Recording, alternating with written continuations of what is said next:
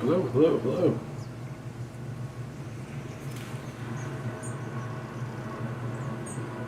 Hello, hello, hello.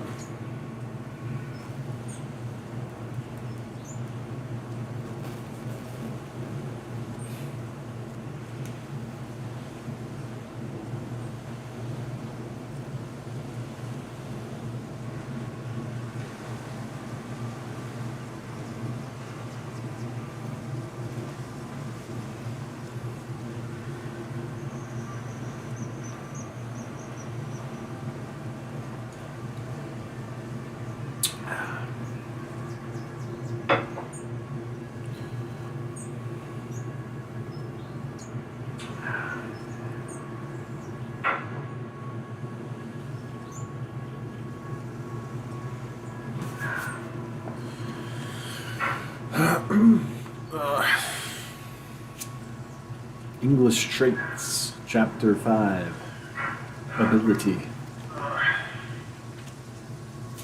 English Traits, Chapter 5.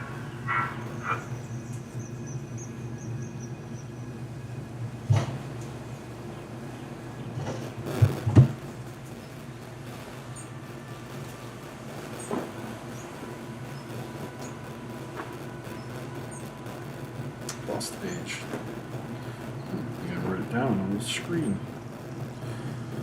503. Ability. The Saxon and the Northman are both Scandinavians. History does not allow us to fix the limits of the application of these names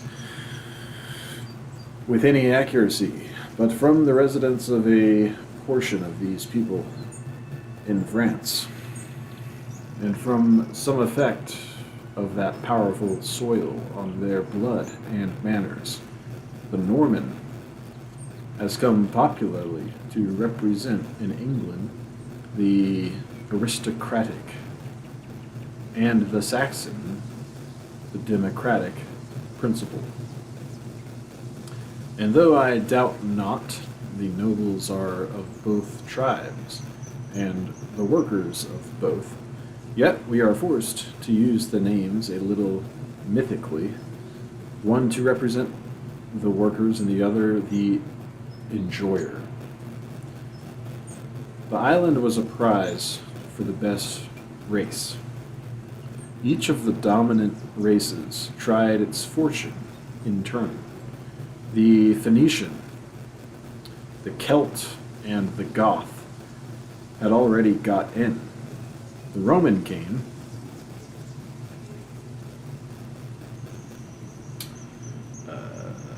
Just a moment.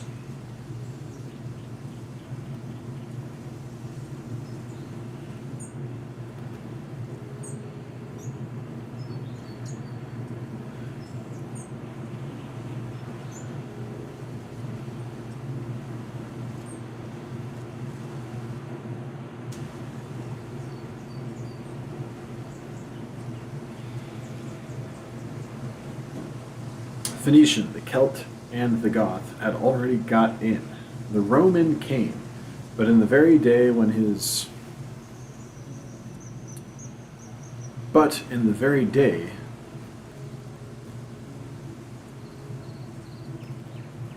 fortune culminated, he looked in the eyes of a new people that was to supplant his own. He disembarked his legions, erected his camps and towers. Presently he heard bad news from Italy, and worse every year. At last he made a handsome compliment of roads and walls, and departed. But the Saxon seriously settled in the land, builded, tilled, fished, and traded. With German truth and adhesiveness, the Dane came and divided with him. Last of all, the Norman of French Dane arrived, and formally conquered, harried, and ruled the kingdom.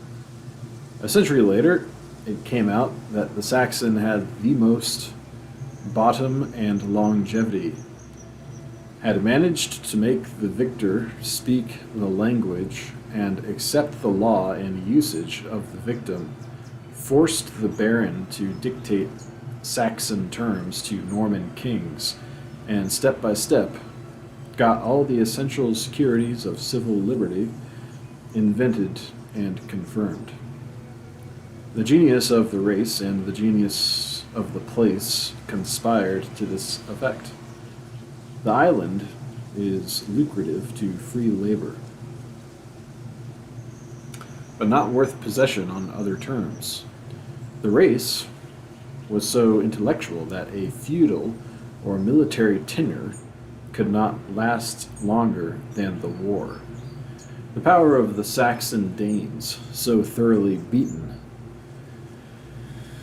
in the war that the name of English and villain were synonymous, yet so vivacious as to extort charters from the kings, stood on the strong personality of these people.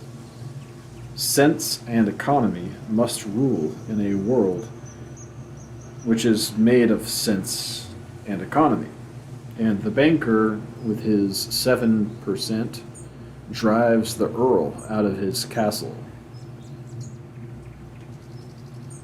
A nobility of soldiers cannot keep down a commonality of shrewd scientific persons. What signifies a pedigree of 100 links against a cotton spinner with steam in his mill, or against a company of broad-shouldered Liverpool merchants for whom Stevenson and Brunel are contriving locomotives and a tubular bridge? These Saxons are the hands of mankind. They have the taste for toil, a distaste for pleasure or repose, and the telescopic appreciation of distant gain. They are the wealth makers, and by dint of mental faculty, which has its own conditions. The Saxon works after liking, or only for himself, and to set him at work and to begin to draw his monstrous values out of barren Britain, all dishonor, fret, and barrier must be removed, and then his energies begin to play. The Scandinavian fancied himself surrounded by trolls, a kind of goblin men with vast power of work and skillful production.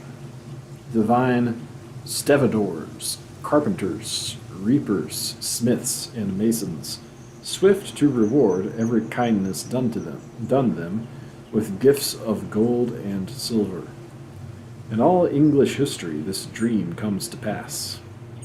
Certain trolls, or working brains, under the names of Alfred, Bede, Caxton, Bracton, Camden, Drake, Selden, Dugdale, Newton, Gibbon, Ridley, Watt, Wedgwood, dwell in the troll mounts of Britain, and turn the sweat of their face to power and renown.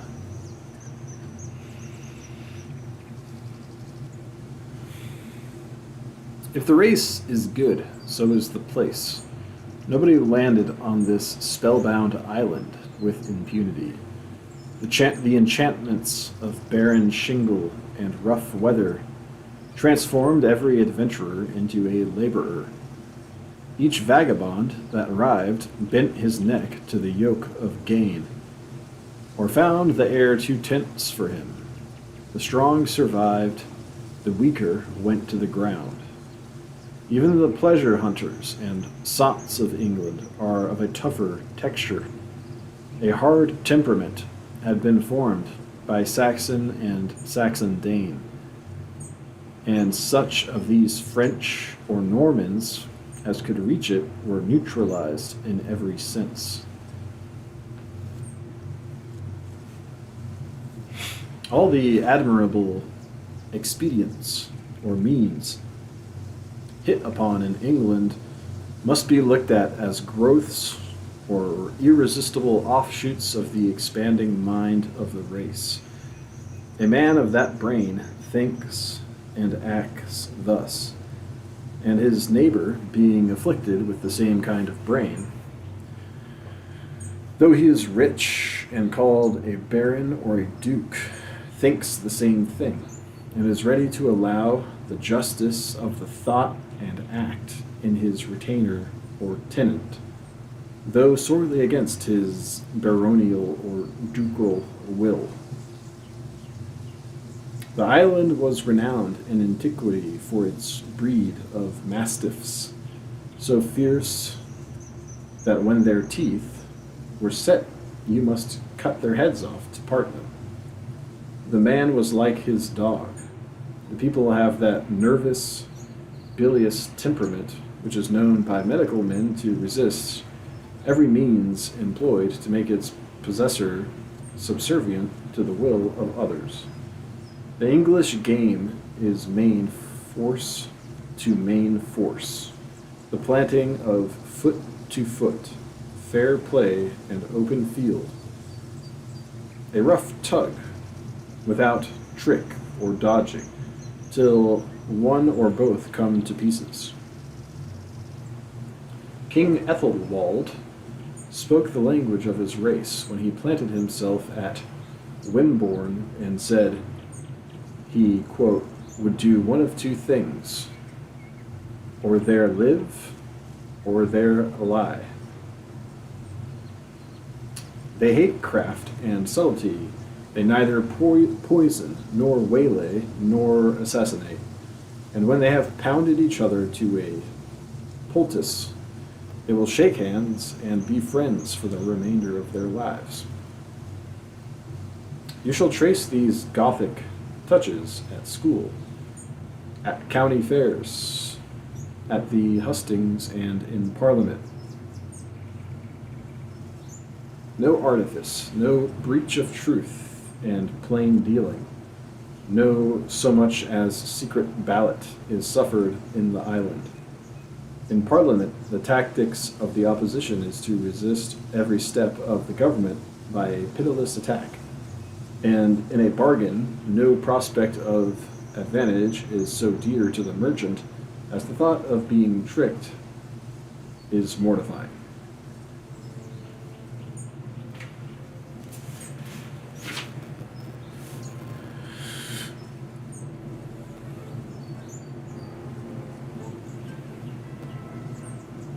Sir Kenelm Digby, a courtier of Charles and James, who won the sea fight of Scanderoon, was a model Englishman in his day. His person was handsome and gigantic. He had so graceful elocution and noble address that, had he been dropped out of the clouds in any part of the world, he would have made himself respected. He was skilled in 6 tongues and master of arts and arms.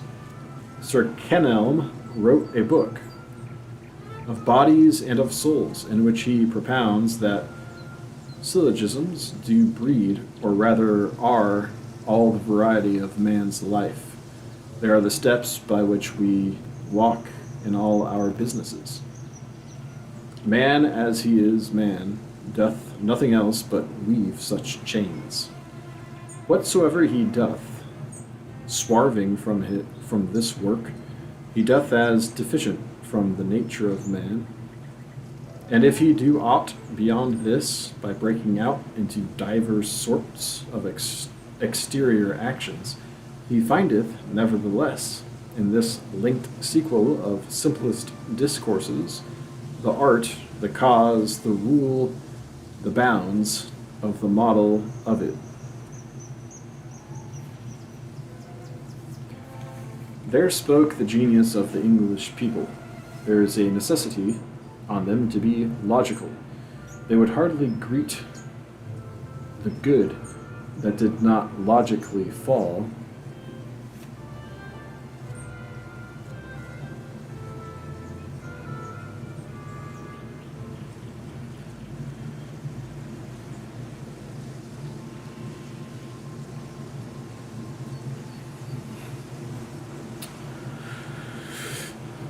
but they would hardly greet the good that did not logically fall, as if it excluded their own merit or shook their understandings.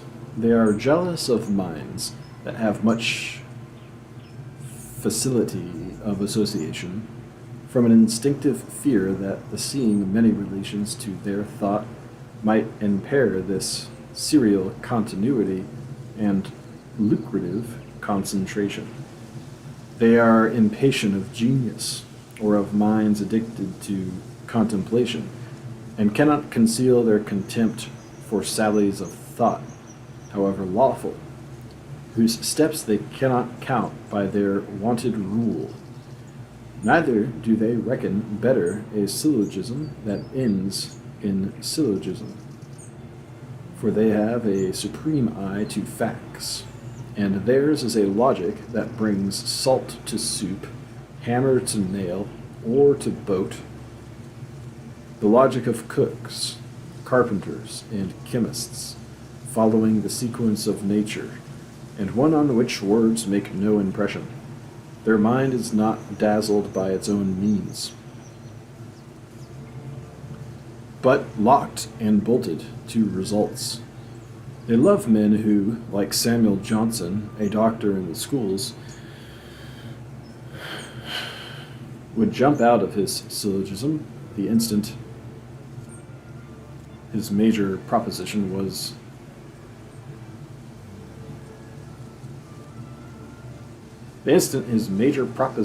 in danger, to save that at all hazards. Their practical vision is spacious, and they can hold many threads without entangling them. All the steps they orderly take, but with the high logic of never confounding the minor and major proposition, keeping their eye on their aim, and all the complicity and delay incident to the several series of means they employ. There is room in their minds for this and that, a science of degrees. In the courts, the independence of the judges and the loyalty of the suitors are equally excellent. In Parliament, they have hit on that capital invention of freedom, a constitutional opposition.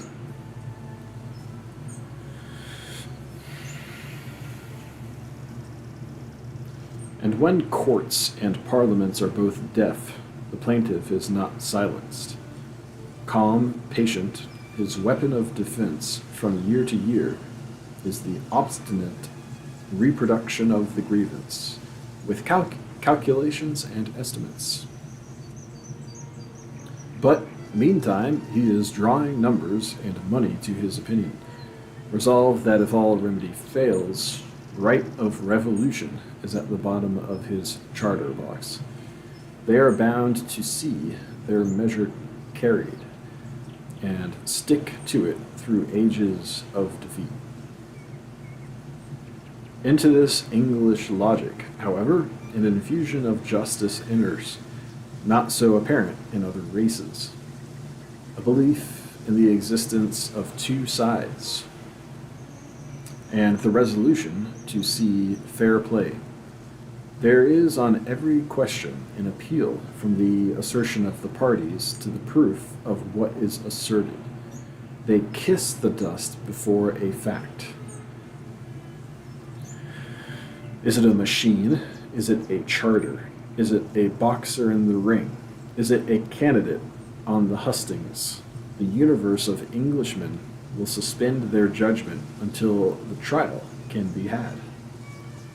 They are not to be led by a phrase. They want a working plan, a working machine, a working constitution, and will sit out the trial and abide by the issue and reject all preconceived theories.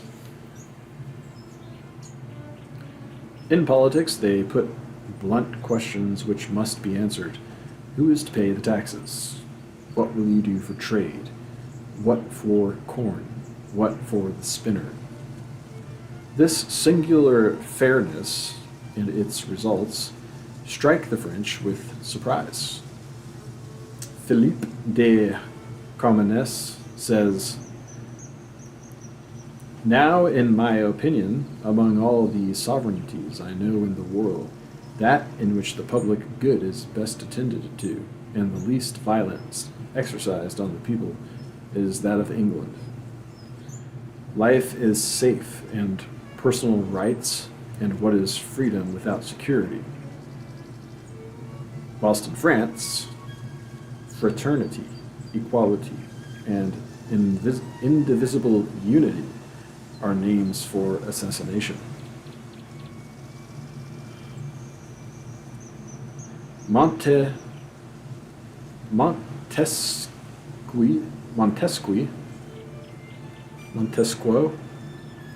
said, "England is the freest country in the world. If a man in England had as many enemies as hair on his head, no harm would happen to him." Their self-respect, their faith in causation, and their realistic logic or coupling of means to ends have given them the leadership of the modern world. Montesquieu said, "No people have true common sense, but those who are born in England." The common sense is a perception of all the conditions of our earthly existence, of laws that can be stated and of laws that cannot be stated, or that are learned only by practice, in which allowance for friction is made. They are impious in their skepticism of theory, and in high departments they are cramped and sterile. But the unconditional surrender to facts and the choice of means to reach their ends are as admirable as with ants and bees. The bias of the nation is a passion for utility. They love the lever, the screw, the pulley, the Flanders drought horse, the waterfall, windmills, tide mills, the sea and the wind, to bear their freight ships. More than the diamond Koh-i-Noor, which glitters among their crown jewels, they prize that dull pebble, which is wiser than a man, whose poles turn themselves to the poles of the world, and whose axis is parallel to the axis of the world. Now their toys are steam and galvanism. They are heavy at the fine arts, but adroit at the coarse. Not good in jewelry or mosaics, but the best iron masters, colliers, woolcombers, and tanners in Europe. They apply themselves to agriculture, to draining, to resisting encroachments of sea, wind, traveling sands, cold and wet subsoil, to fishery, to manufacture of indispensable staples, salt, plumbago, leather, wool, glass, pottery, and brick, to bees and silkworms, and by their steady combinations they succeed. A manufacturer sits down to dinner in a suit of clothes, which was wool on a sheep's back, at sunrise. You dine with a gentleman on venison, pheasant, quail, pigeons, poultry, mushrooms, and pineapples, all the growth of his estate. They are neat husbands for ordering all their tools pertaining to house and field. All are well kept. There is no want and no waste. They study use and fitness in their building, in the order of their dwellings, and in their dress. The Frenchman invented the ruffle. The Englishman added the shirt. The Englishman wears a sensible coat buttoned to the chin, of rough but solid and lasting texture. If he is a lord, he dresses a little worse than a commoner. They have diffused the taste for plain, substantial hats, shoes, and coats through Europe. They think him the best dressed man, whose dress is so fit for his use that you cannot notice or remember to describe it.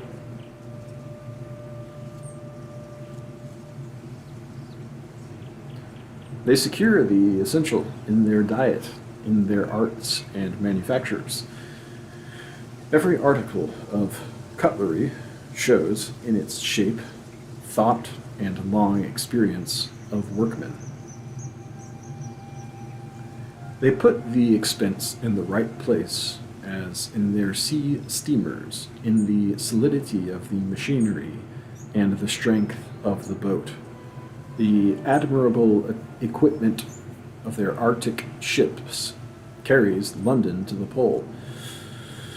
They build roads, aqueducts, warm and ventilate houses, and they have impressed their directness and practical habit on modern civilization. In trade, the Englishman believes that nobody breaks who ought not to break, and that if he do not make trade everything, it will make him nothing, and acts on this belief. The spirit of system, attention to details, and the subordination of details, or the not driving things too finely, which is charged on the Germans, constitute that dispatch of business which makes the mercantile power of England.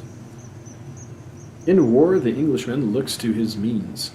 He is of the opinion of Civilis, his German ancestor, whom Tacitus reports as holding that, quote, "the gods are on the side of the strongest," a sentence which Bonaparte unconsciously translated when he said that he had noticed that Providence always favored the heaviest battalion. Their military science propounds that if the weight of the advancing column is greater than that of the resisting, the latter is destroyed. Therefore, Wellington, when he came to the army in Spain, had every man weighed, first with accoutrements, and then without, believing that the force of an army depended on the weight and power of the individual soldiers, in spite of cannon. Lord Palmerston told the House of Commons that more care is taken of the health and comfort of English troops than of any other troops in the world, and that hence the English can put more men into the rank on the day of action, on the field of battle, than any other army. Before the bombardment of the Danish forts in the Baltic, Nelson spent day after day himself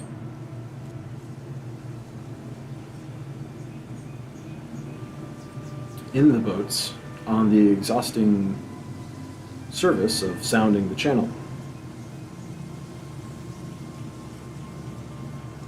Clerk of Eldon's celebrated maneuver of breaking the line of sea battle, and Nelson's feat of doubling, or stationing his ships, one on the outer bow and another on the outer quarter of each of the enemies, were only translations into naval tactics of Bonaparte's rule of concentration.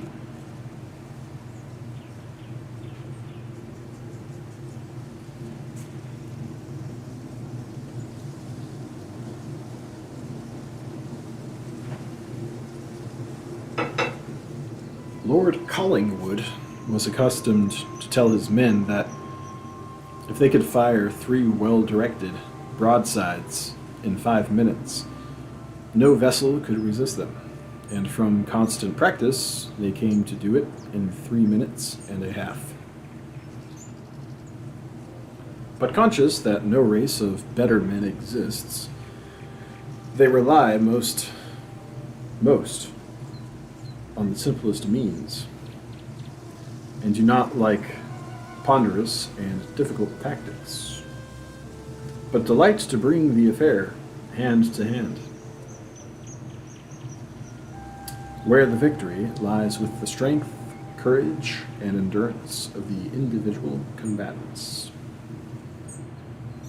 They adopt every improvement in rig, in motor, in weapons, but they fundamentally believe that the best stratagem in naval war is to lay your ship close alongside of the enemy's ship and bring all your guns to bear on him until you or he go to the bottom. This is the old fashion, which never goes out of fashion, neither in nor out of England.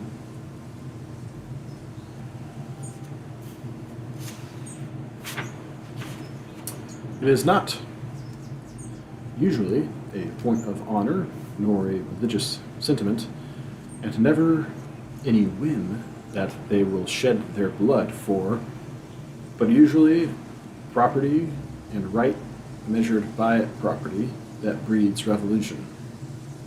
They have no Indian taste for a tomahawk dance, no French taste for a badge or proclamation. The Englishman is peaceably minding his business and earning his day's wages. But if you offer to lay hand on his day's wages, on his cow, on his right in common, or his shop, you will fight to the judgment. Magna Charta, jury trial, habeas corpus, star chamber, ship money, paupery, Plymouth Colony, American Revolution are all questions involving a yeoman's right to his dinner, and except as touching that would not have lashed the British nation to rage and revolt. Whilst they are thus instinct with a spirit of order and of calculation, it must be owned they are capable of larger views, but the indulgence is expensive to them, costs great crises, or accumulations of mental power. In common, the horse works best with blinders. Nothing is more in the line of English thought than our unvarnished Connecticut question. Pray, sir, how do you get your living when you are at home? The question of freedom, of taxation, of privilege, are money questions. Heavy fellows steeped in beer and flesh pots. They are hard of hearing and dim of sight. Their drowsy minds need to be flagellated by war and trade and politics and persecution. They cannot well read a principle except by the light of faggots and of burning towns.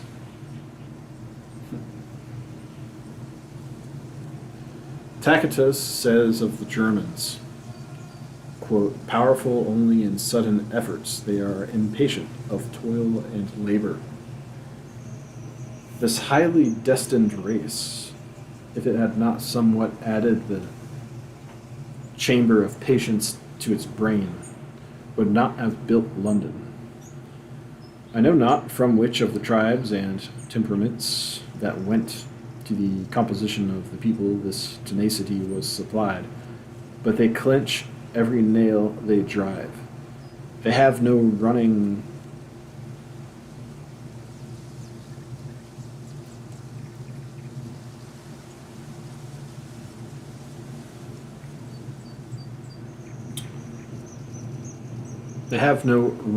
for luck, and no immoderate speed. They spend largely on their fabric, and await the slow return. Their leather lies tanning 7 years in the vat, At Rogers's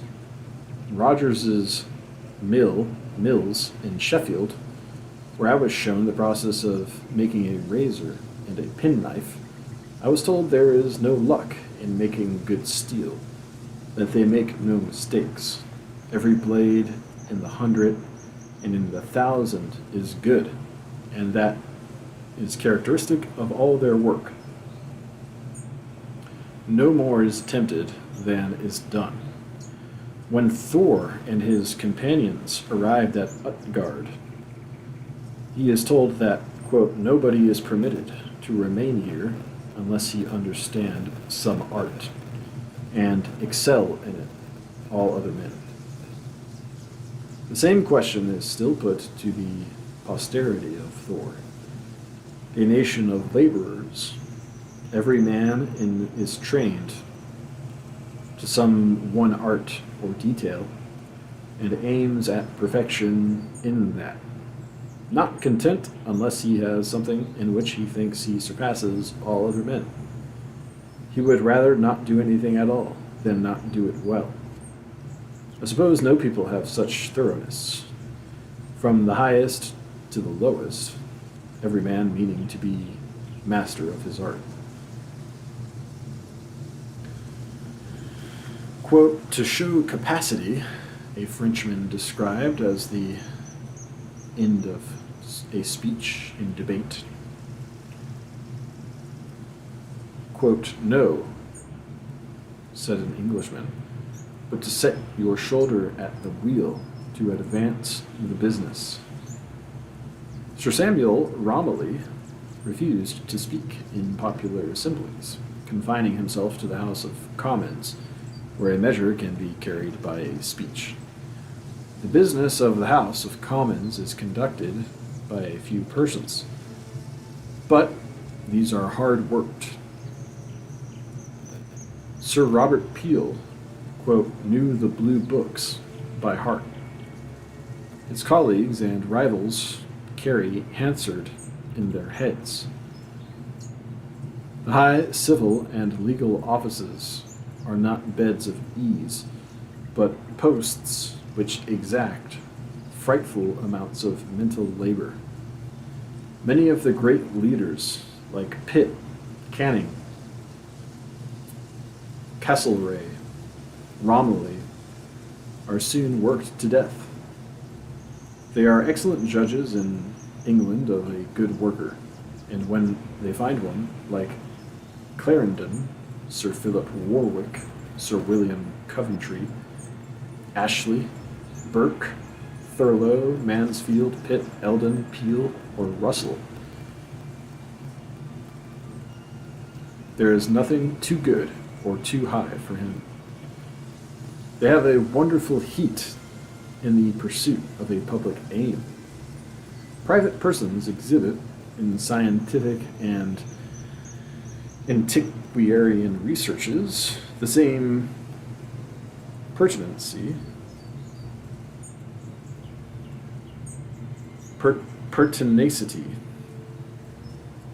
as the nation showed in the coalitions in which it yoked Europe against the empire of Bonaparte, one after the other defeated and still renewed, until the sixth hurled him from his seat. Sir John Herschel, in completion of the work of his father, who had made the catalogue of the stars of the northern hemisphere, expatriated himself for years at the Cape of Good Hope, finished his inventory of the southern heaven, came home, and redacted it in 8 years more. A work whose value does not begin until 30 years have elapsed, and thenceforward a record to all ages of the highest import. The Admiralty sent out the Arctic expeditions year after year in search of Sir John Franklin, till at last they have threaded their way through polar pack and Bering's Straits and solved the geographical problem. Lord Elgin at Athens saw the imminent ruin of the Greek remains, set up his scaffoldings in spite of epigrams, and after 5 years' labor to collect them, got his marbles on shipboard. The ship struck a rock and went to the bottom. He had them all fished up by divers at a vast expense and brought to London. Not knowing that Haydn, Fuseli, and Canova, and all good heads in all the world were to be his applauders. In the same spirit were the excavation and research by Sir Charles Fellows for the Zenathian monument, and of Layard for his Nineveh sculptures. The nation sits in the immense city they have builded, a London extended into every man's mind, though he live in Van Diemen's Land or Cape Town. Faithful performance of what is undertaken to be performed. They honor them in themselves, and exact in others a certificate of equality with themselves. The modern world is theirs. They have made and make it day by day.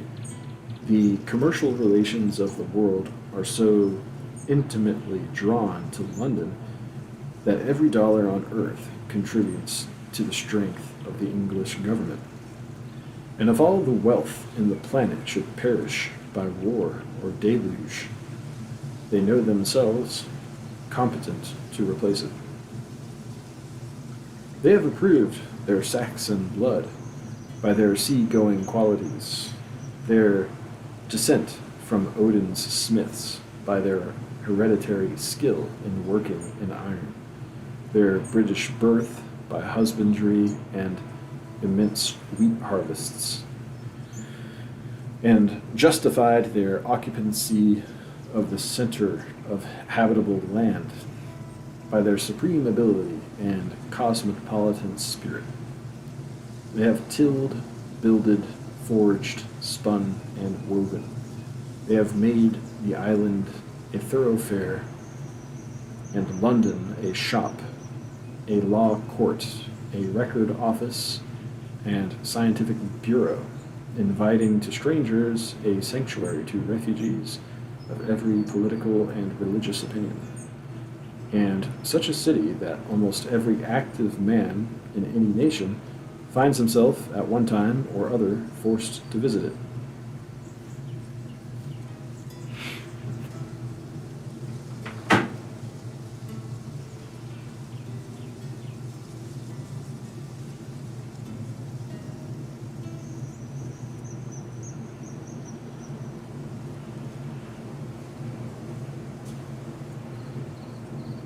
In every path of practical activity, they have gone even with the best. There is no secret of war in which they have not shown mastery. The steam chamber of Watt, the locomotive of Stephenson, the cotton mule of Roberts perform the labor of the world. There is no department of literature, of science, or of useful art in which they have not produced a first-rate book. It is England whose opinion is waited for on the merit of a new invention and improved science. And in the complications of the trade and politics of their vast empire, they have been equal to every exigency, with counsel and with conduct. It is their luck. Is it their luck, or is it the chambers of their brain? It is their commercial advantage that whatever light appears in better method or happy invention It is their commercial advantage that whatever light appears in better method or happy invention breaks out in their race. They are a family to which a destiny attaches, and the banshee has sworn that a male heir shall never be wanting. They have a wealth of men to fill important posts, and the vigilance of party criticism ensures the selection of a competent person. A proof of the energy of the British people is the highly artificial construction of the whole fabric. The climate and geography, I said, were factitious, as if the hands of man had arranged the conditions. The same character pervades the whole kingdom. Bacon said, Rome was a state not subject to paradoxes, but England subsists by antagonisms and contradictions. The foundations of its greatness are the rolling waves, and from first to last it is a museum of anomalies. This foggy and rainy country furnishes the world with astronomical observations. Its short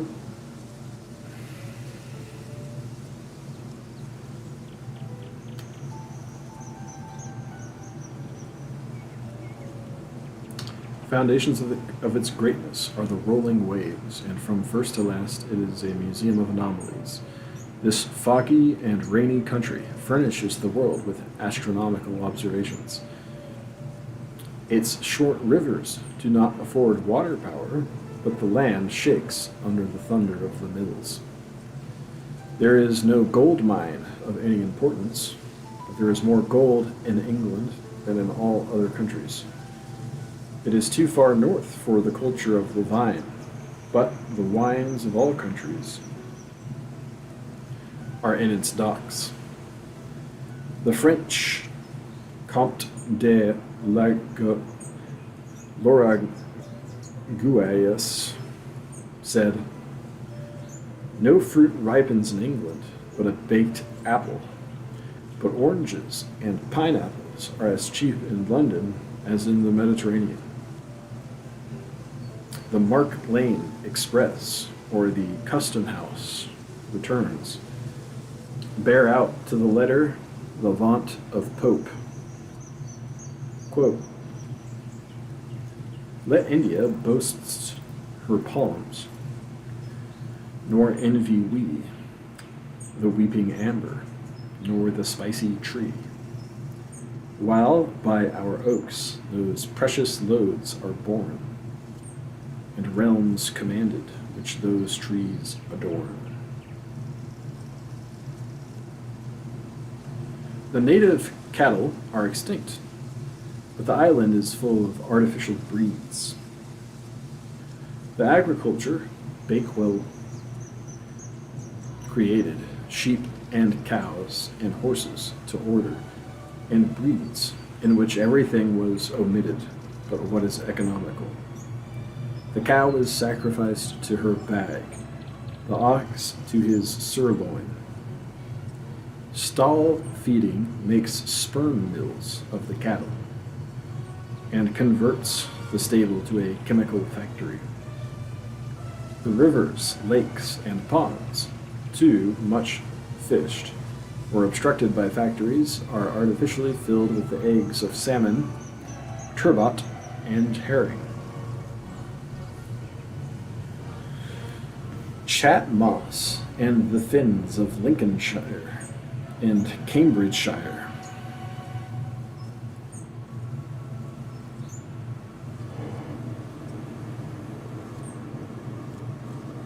are unhealthy and too barren to pay rent. But, by cylindrical tiles and gutta percha tubes, 5 millions of acres of bad land have been drained and put on equally with the best for rape culture and grass. climate, too, which was already believed to have become milder and drier by the enormous consumption of coal, is so far reached by this new action that that fogs and storms are said to disappear.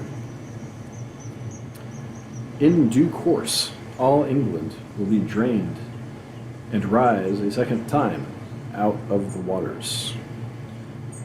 The latest step was to call in the aid of steam to agriculture. Steam is almost an Englishman. I do not know, but they will send him to Parliament next to make laws. He weaves, forges, saws, pounds, fans, and now he must pump, grind, dig, and plow for the farmer.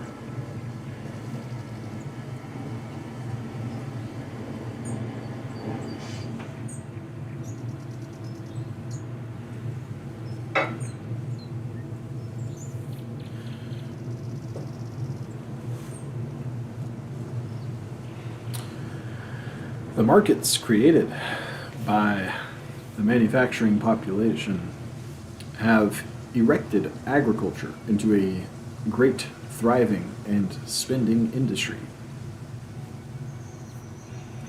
The value of the houses in Britain is equal to the value of the soil. Artificial aids of all kinds are cheaper than the natural resources. No man can afford to walk when the parliamentary train carries him for a penny a mile. Gas burners are cheaper than daylight in numberless floors in the cities. All the houses in London buy their water. The English trade does not exist for the exportation of native products, but on its manufactures, or the making, well, everything which is ill-made elsewhere. They make ponchos for the Mexican, bandanas for the Hindu, ginseng for the Chinese, beads for the Indian.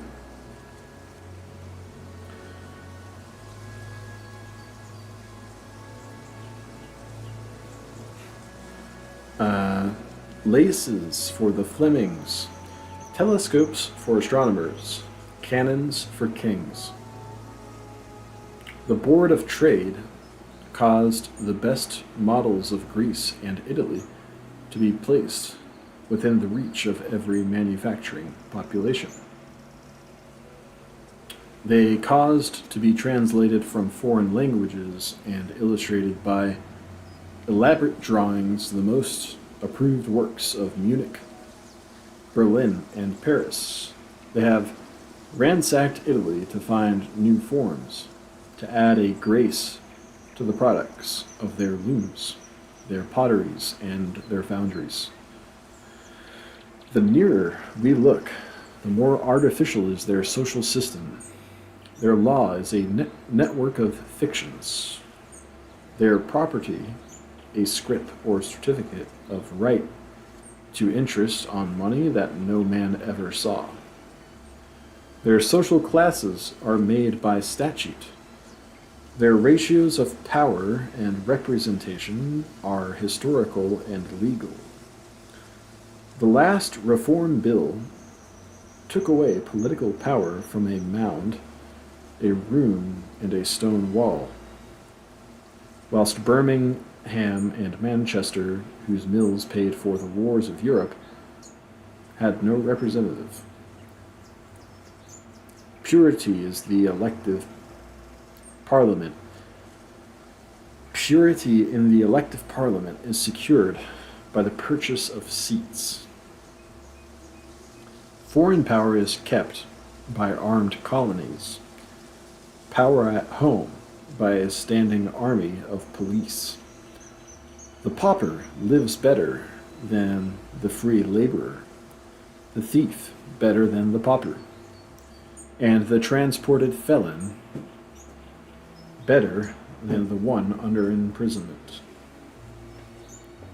The crimes are factitious, as smuggling, poaching, nonconformity, heresy, and treason.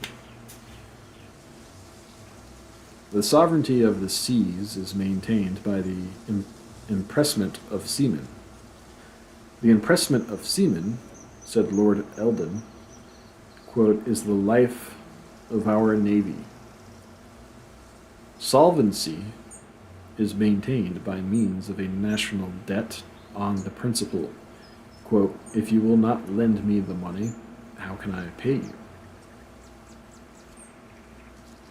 For the administration of justice, Sir Samuel Romilly's expedient for clearing the arrears of business in Chancery was the Chancellor's staying away entirely from his court.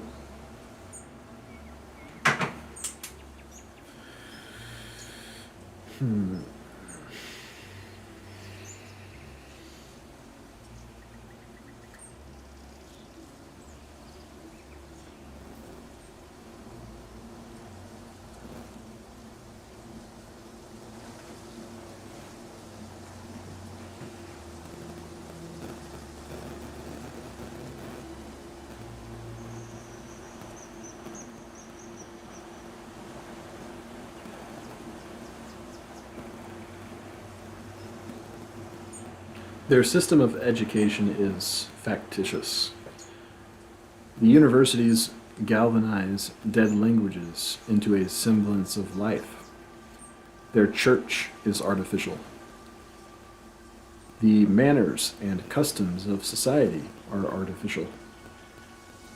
Made-up men with made-up manners, and thus the whole is Birminghamized, and we have a nation whose existence is a work of art. A cold, barren, almost Arctic isle being made the most fruitful, luxurious, and imperial land in the whole earth. Man in England submits to be a product of political economy. On a bleak moor, a mill is built, a banking house is opened, and men come in as water in a sluice way, and towns and cities rise. Man is made as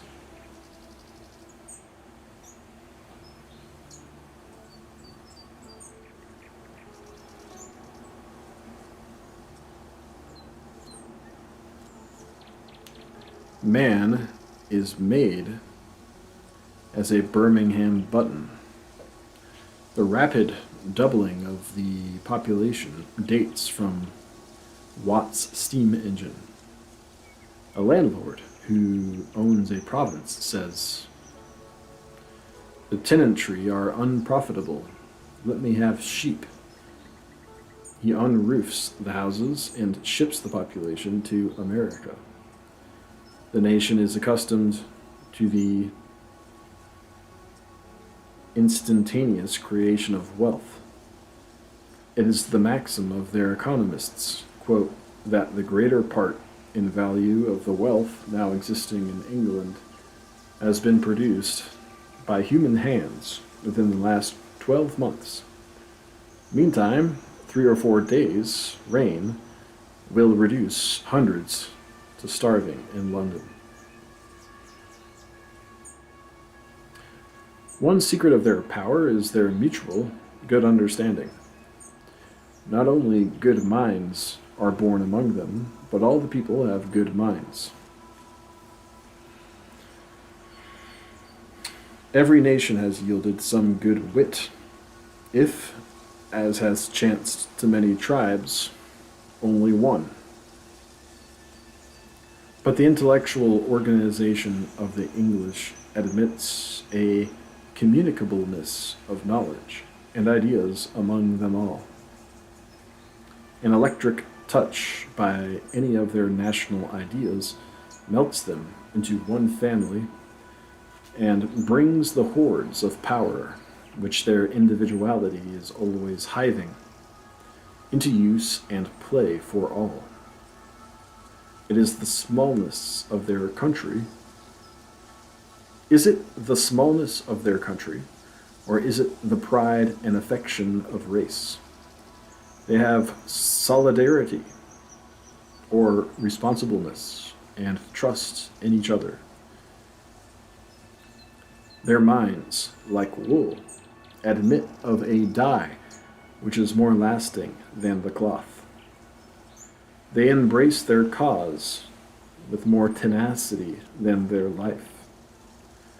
Though not military, yet every common subject by the pole is fit to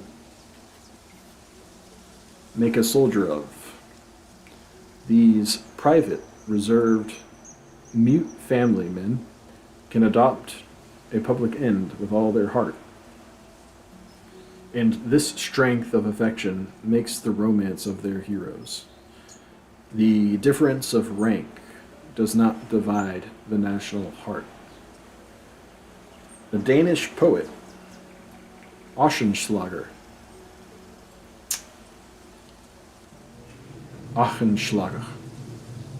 complains that who writes in Danish writes to 200 readers. In Germany,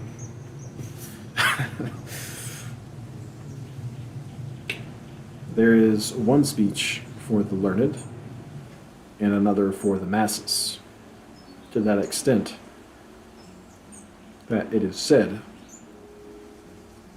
no sentiment or phrase from the works of any great German writer is ever heard among the lower classes. But in England, the language of the noble is the language of the poor. In Parliament, in pulpits, in theaters, when the speakers rise to thought and passion, the language becomes idiomatic. The people in the street best understand the best words, and their language seems drawn from the Bible, the common law, and the works of Shakespeare, Bacon, Milton, Pope, Young, Cowper, Burns, and Scott. The island produced 2 or 3 of the greatest men that ever existed. But they were not solitary in their town in their own time. Men quickly embodied what Newton found out in Greenwich: observatories and practical navigation. The boys know all that Hutton knew of strata, or Dalton of atoms, or Harvey of blood vessels, and these studies, once dangerous, are in fashion. So what is invented or known in agriculture, or in trade, or in war, or in art, or in literature and antiquities? A great ability not amassed on a few giants, but poured into the general mind, so that each of them could at a pinch stand in the shoes of the other, and they are more bound in character than differenced in ability or in rank. The laborer is a possible lord. The lord is a possible basket maker. Every man carries the English system in his brain, knows what is confided to him, and does therein the best he can. The Chancellor carries England on his mace, the midshipman at the point of his dirk, the smith on his hammer, the cook in the bowl of his spoon. The postilion cracks his whip for England, and the sailor times his oars to God save the King. The very felons have their pride in each other's English stanchness. In politics and in war, they hold together as by hooks of steel. The charm in Nelson's history is the unselfish greatness, the assurance of being supported to the uttermost by those whom he supports to the uttermost. Whilst they are some ages ahead of the rest of the world in the art of living, whilst in some directions they do not represent the modern spirit, but constitute it, this vanguard of civility and power they coldly hold, marching in phalanx, lockstep, foot after foot, file after file of heroes, 10,000 deep.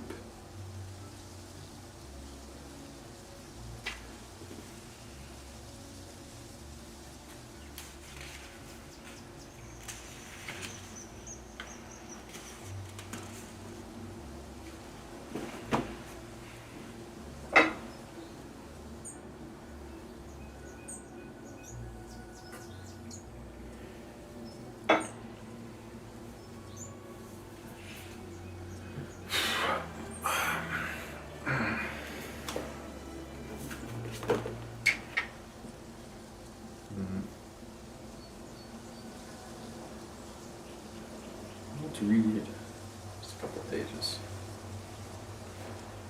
What time is it?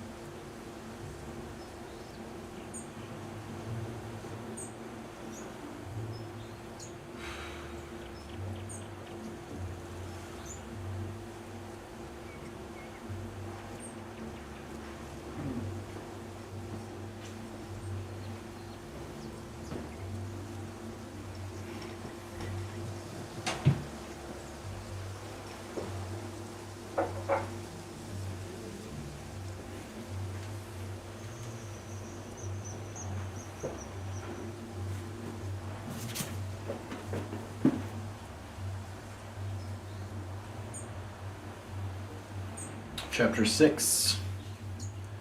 Manners.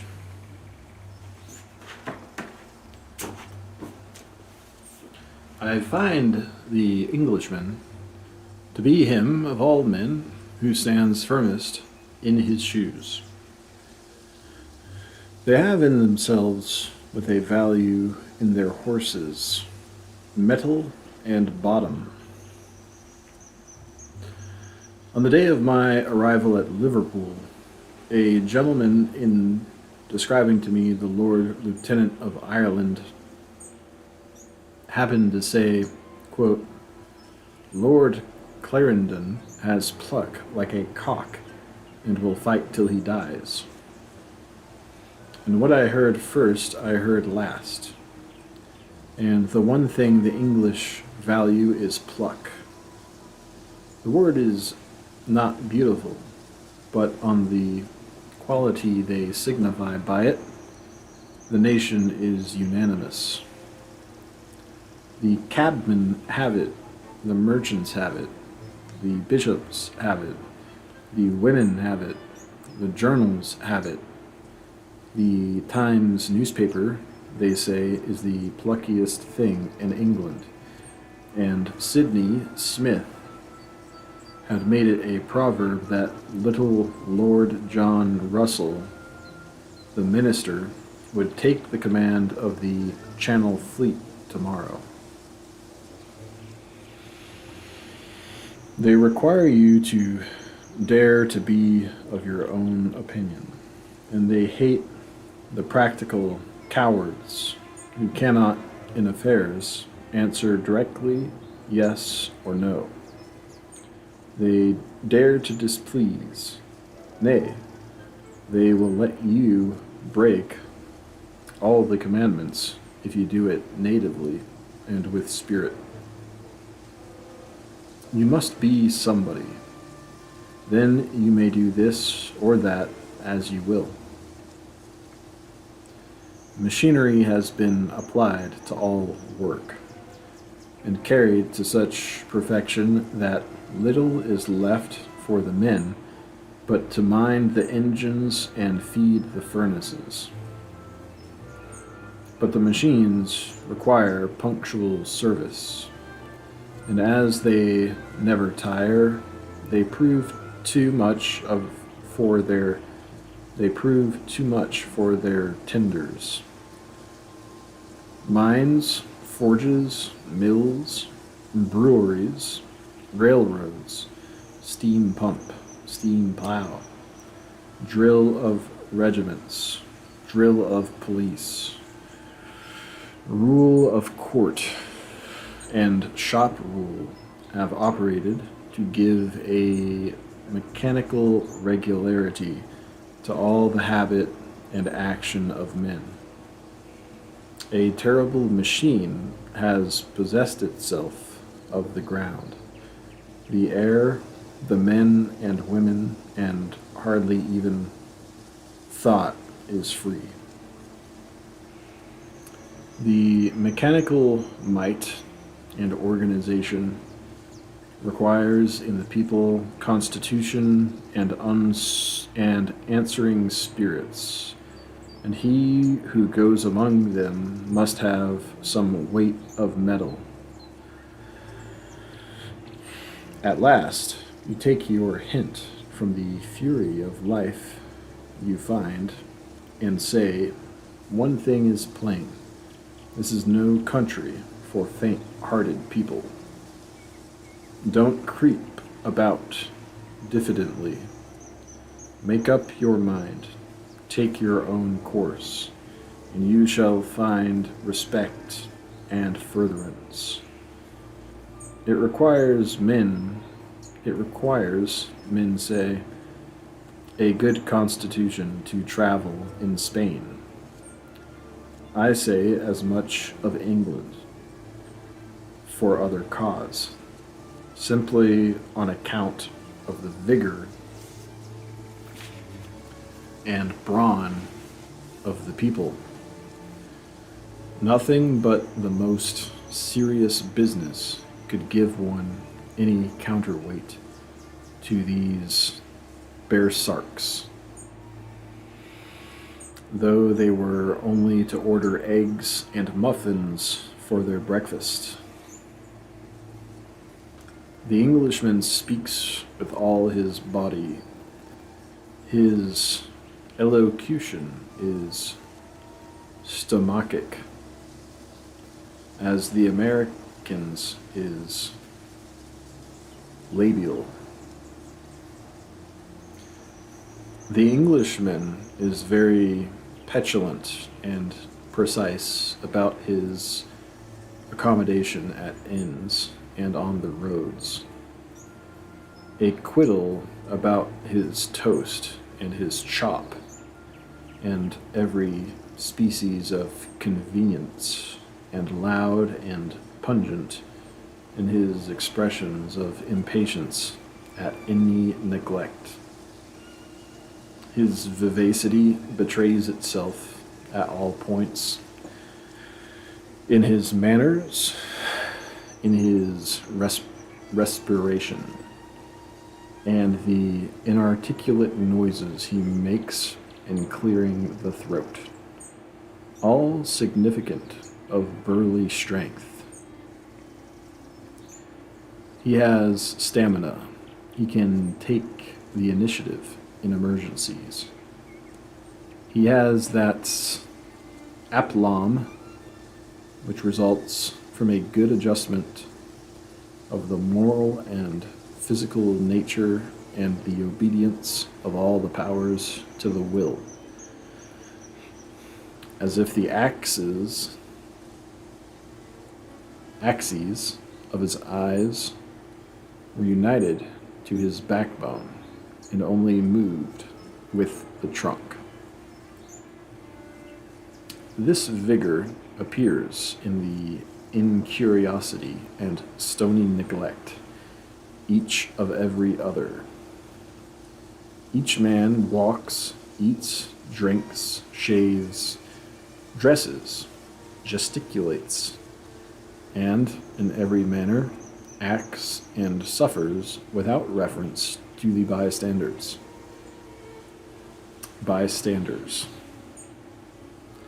In his own fashion, only careful not to interfere with them or annoy them.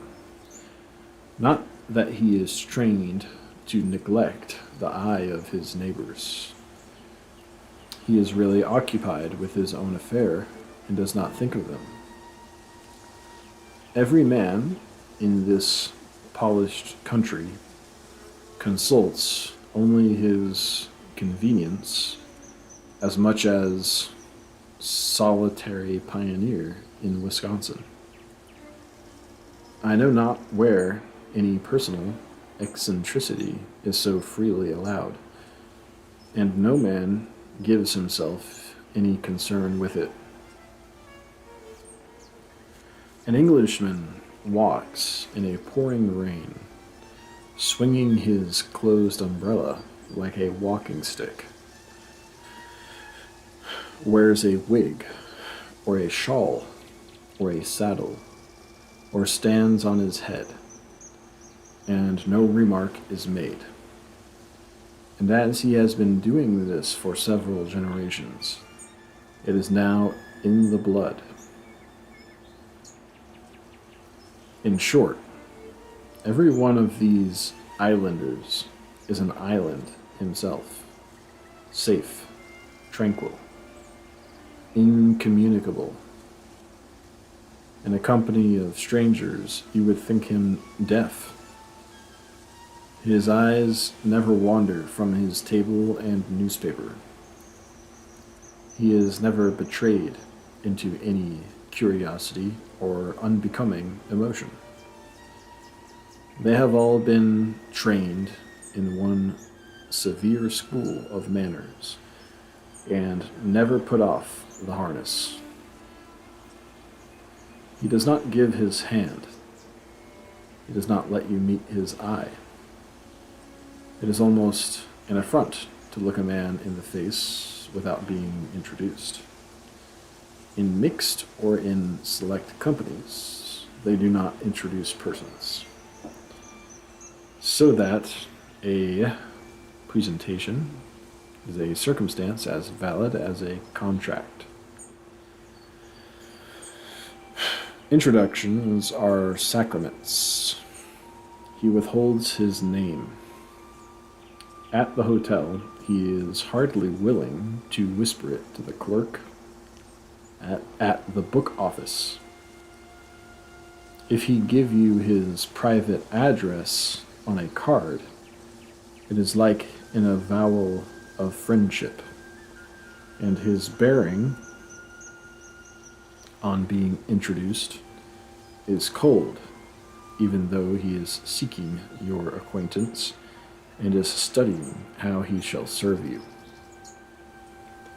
It was an odd proof of this impressive energy that in my lectures I hesitated to read and threw out for its impertinence many a disparaging phrase which I had been accustomed to spin about poor, thin, unable mortals. So much had the fine physique and the personal vigor of this robust race worked on my imagination. I happened to arrive in England at the moment of a commercial crisis, but it was evident that let who will fail, England will not. These people have sat here 1,000 years and will continue to sit. They will not break up or arrive at any desperate revolution like their neighbors, for they have as much energy, as much continence of character as they ever had. The power and possession which surround them are their own creation, and they exert the same commanding industry at this moment. They are positive, methodical, cleanly, and formal, loving routine and conventional ways, loving truth and religion, to be sure, but inexorable on points of form. All the world praises the comfort and private appointments of an English inn and of English households. They are sure of neatness and of personal decorum. A Frenchman may possibly be clean. An Englishman is conscientiously clean. A certain order and complete propriety is found in his dress and in his belongings. Born in a harsh and wet climate, which keeps him indoors whenever he is at rest, and being of an affectionate and loyal temper, he dearly loves his house. If he is rich, he buys a demesne,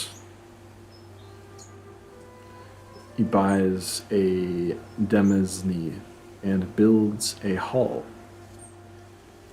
If he is in middle condition, he spares no expense on his house. Without, it is all planted. Within, it is wainscoted, carved, curtained, hung with pictures, and filled with good furniture. It is a passion which survives all others, to deck and improve it. Hither he brings all that is rare and costly, and with the national tendency to sit fast in the same spot for many generations, it comes to be, in the course of time, a museum of heirlooms, gifts, and trophies of the adventures and exploits of the family. He is very fond of silver plate, and though he have no gallery of portraits of his ancestors, he has of their punch bowls and porringers. Incredible amounts of plate are found in good houses, and the poorest have some spoon or saucepan, gift of a godmother, saved out of better times.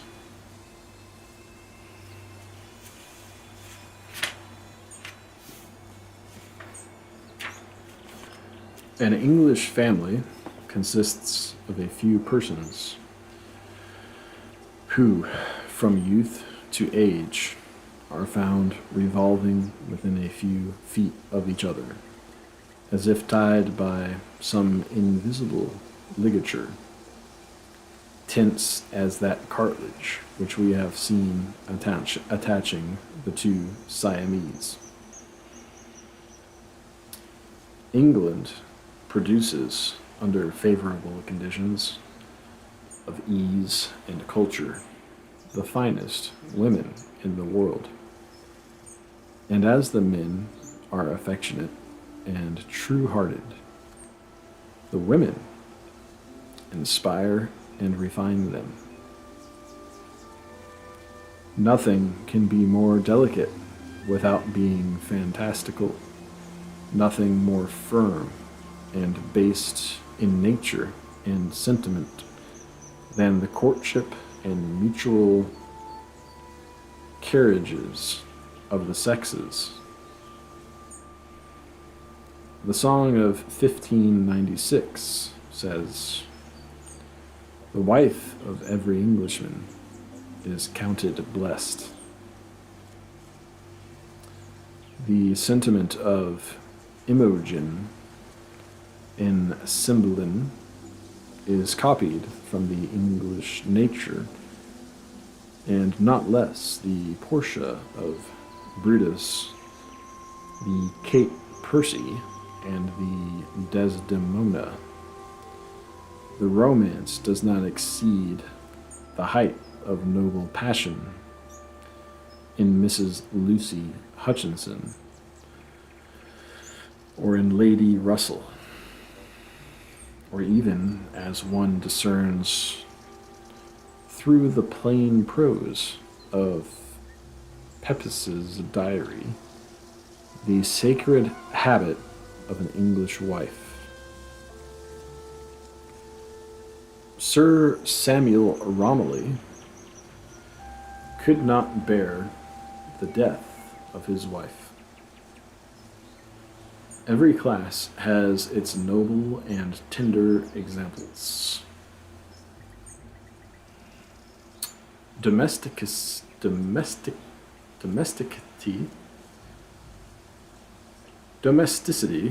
is the taproot which enables the nation to branch wide and high.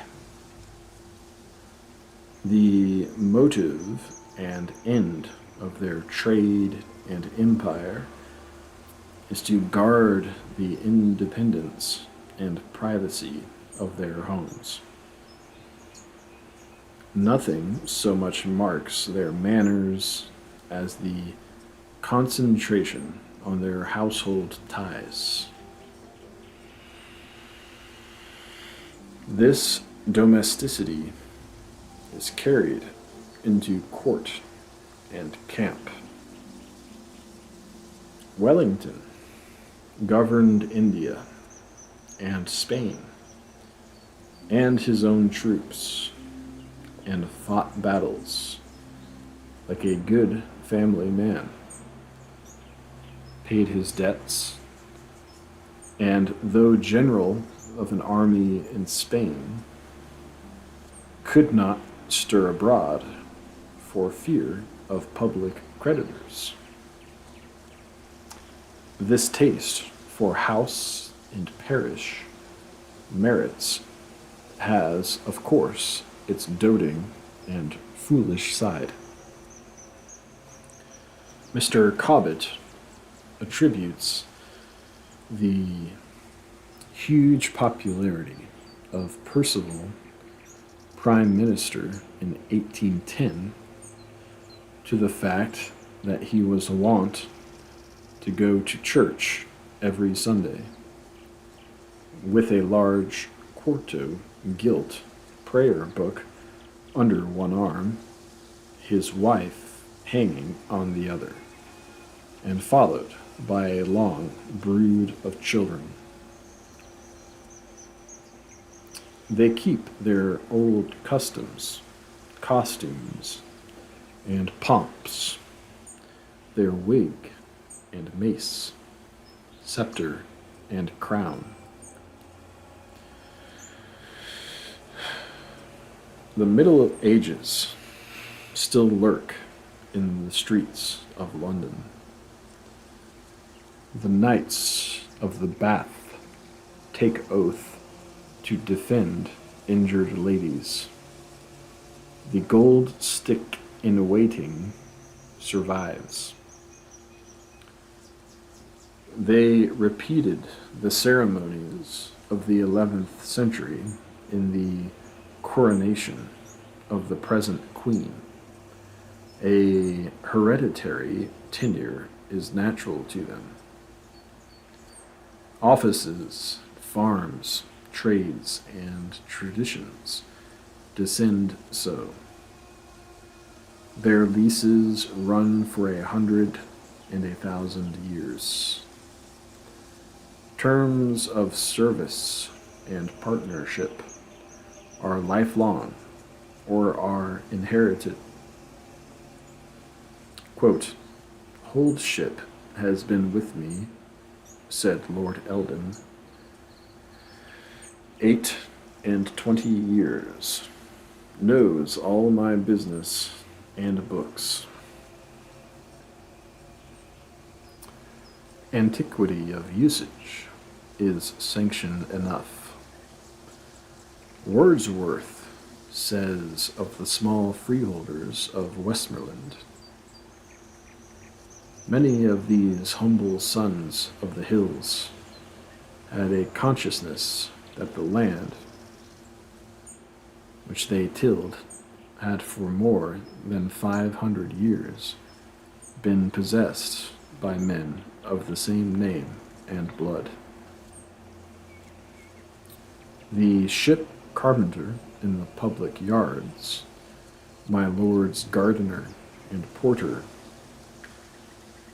have been there for more than 100 years.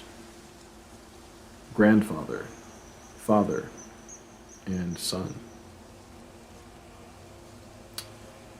The English power resides also in their dislike of change. They have difficulty in bringing their reason to act, and on all occasions use their memory first. As soon as they have rid themselves of some grievance and settled the better practice, they make haste to fix it as a finality, and never wish to hear of alteration more.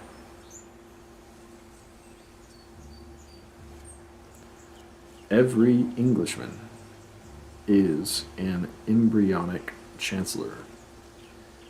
His instinct is to search for a precedent. The favorite phrase of their law is, quote, "A custom whereof the memory of man runneth not back to the contrary." The barons say, "Nolumus mutari," and the cockneys stifle the curiosity of the foreigner on the reason of any practice with, quote, Lord, Sir, it was always so. They hate innovation. Bacon told them time was the right reformer. Chatham that confidence was a plant of slow growth. Canning to, quote, advance with the times. And Wellington that, quote, habit was 10 times nature.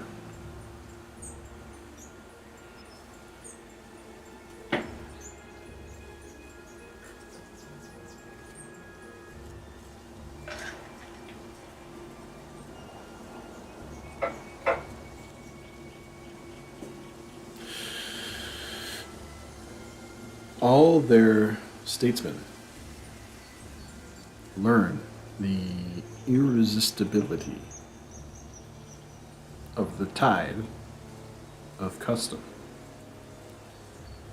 and have invented many fine phrases to cover this slowness of perception and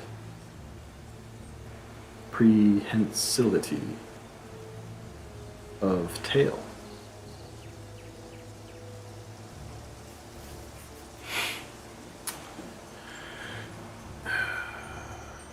A seashell should be the crest of England, not only because it represents a power built on the waves, but also the hard finish of the men.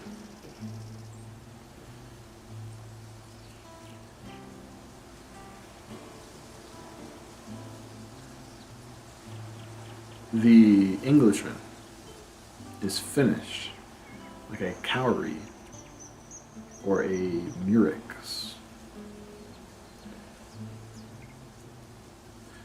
After the spire and the spines are formed, or with the formation,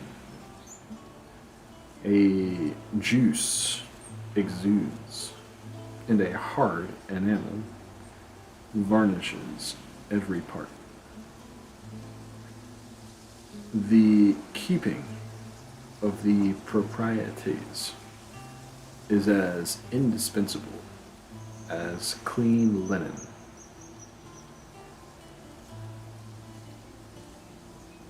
No merit quite countervails the want of this, whilst this sometimes stands in lieu of all.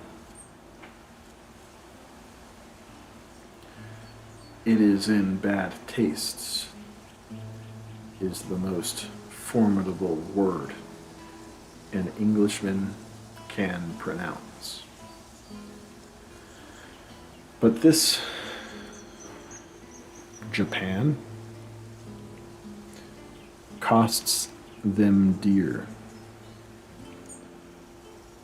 There is a prose in certain Englishmen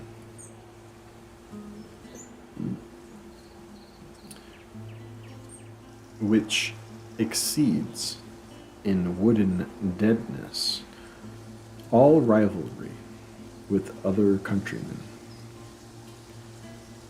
There is a knell in the conceit and externality of their voice, which seem to say, leave all hope behind.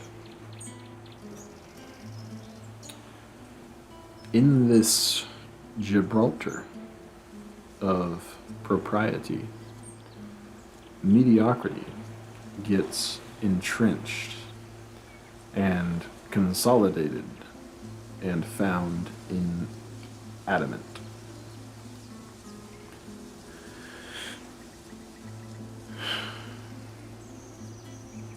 An Englishman of fashion is like one of those souvenirs bound in gold vellum, enriched with delicate engravings on thick, hot-pressed paper, fit for the hands of ladies and princes, but with nothing in it worth reading or remembering.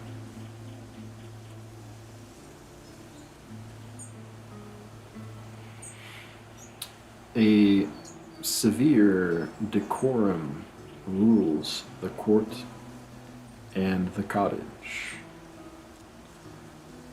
When Thalberg, the pianist, was one evening performing before the Queen at Windsor in a private party, the Queen accompanied him with her voice.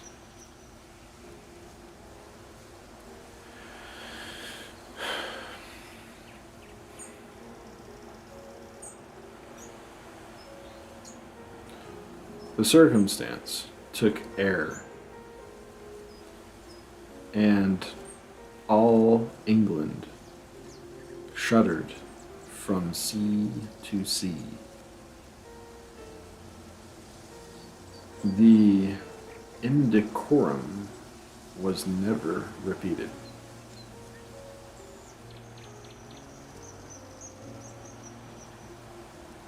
Cold, repressive manners prevail. No enthusiasm is permitted except at the opera. They avoid everything marked.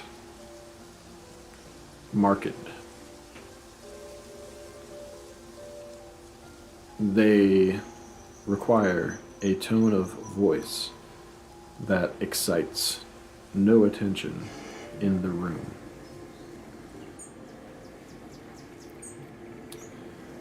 Sir Philip Sidney is one of the patron saints of England, of whom Wotton said, his wit was the measure of congruity.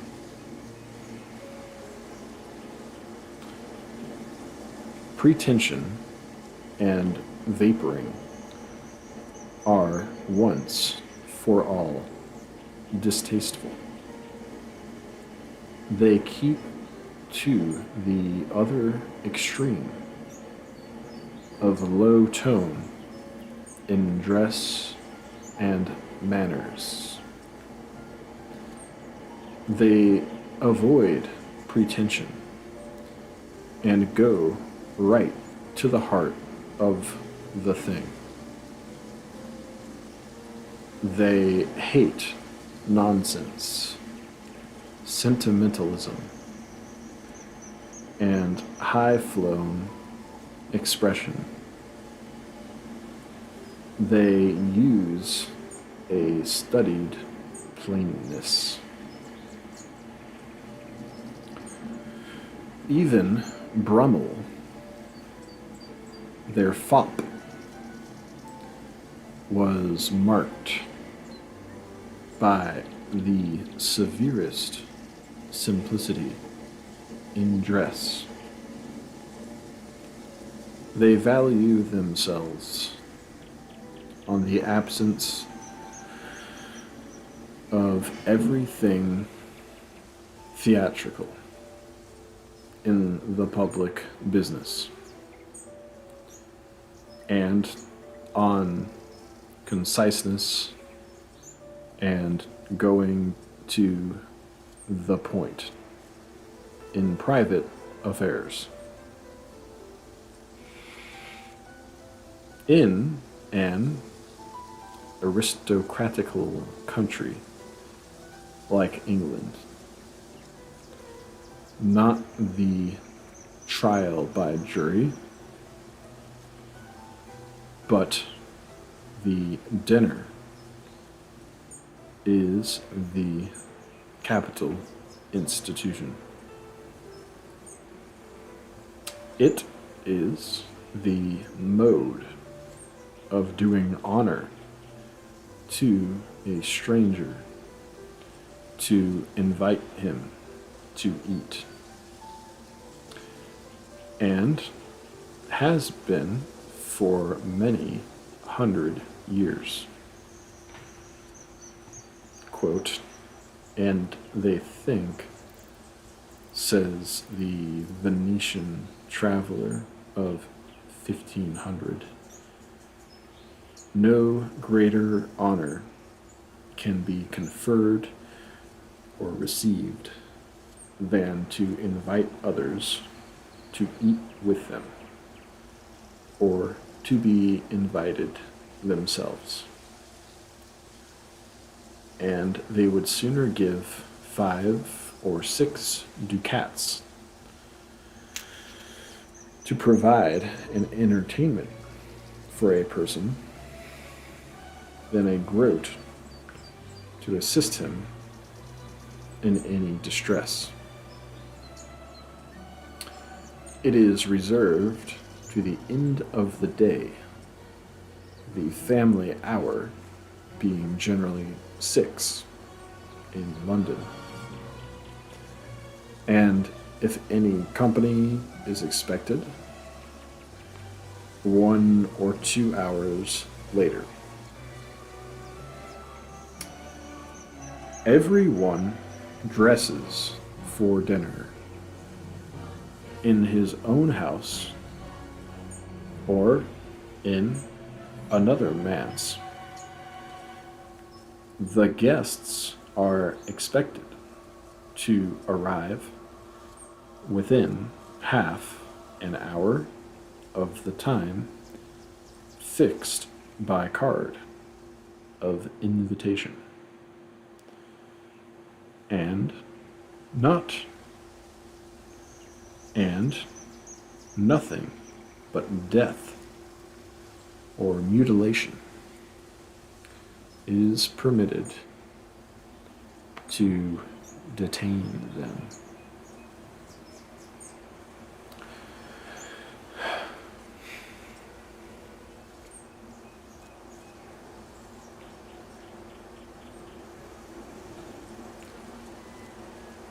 The English dinner is precisely the model on which our own are constructed in the Atlantic cities. The company sit 1 or 2 hours before the ladies leave the table. The gentlemen remain over their wine an hour longer and rejoin the ladies in the drawing room and take coffee. The dress dinner generates a talent of table talk which reaches great perfection. The stories are so good that one is sure they must have been often told before, to have got such happy turns. Hither come all manner of clever projects, bits of popular science, of practical intervention, of miscellaneous humor, political, literary, and personal news, railroads, horses, diamonds, agriculture, horticulture, pisciculture, and wine.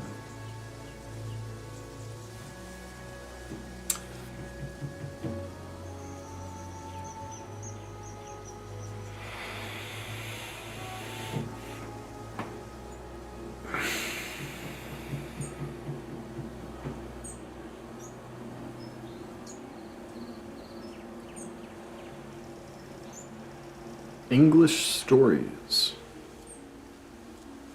bon mots, and the recorded table talk of their wits are as good as the best of the French. In America, we are apt scholars, but have not yet attained the same perfection.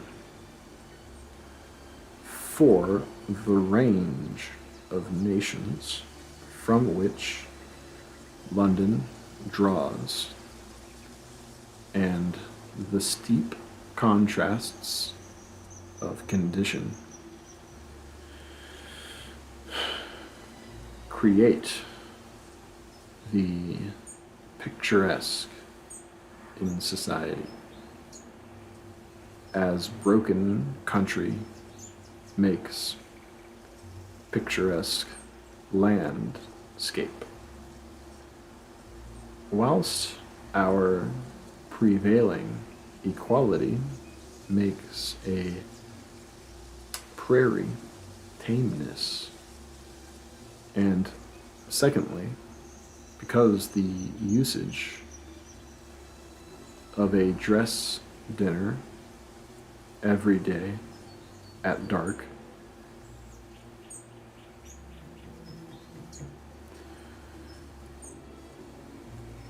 has a tendency to hive and produce to advantage everything good. Much attrition has worn every sentence into a bullet. Also, one meets now and then with polished men who know everything, have tried everything, and can do everything, and are quite superior to letters and science. What could they not, if only they would?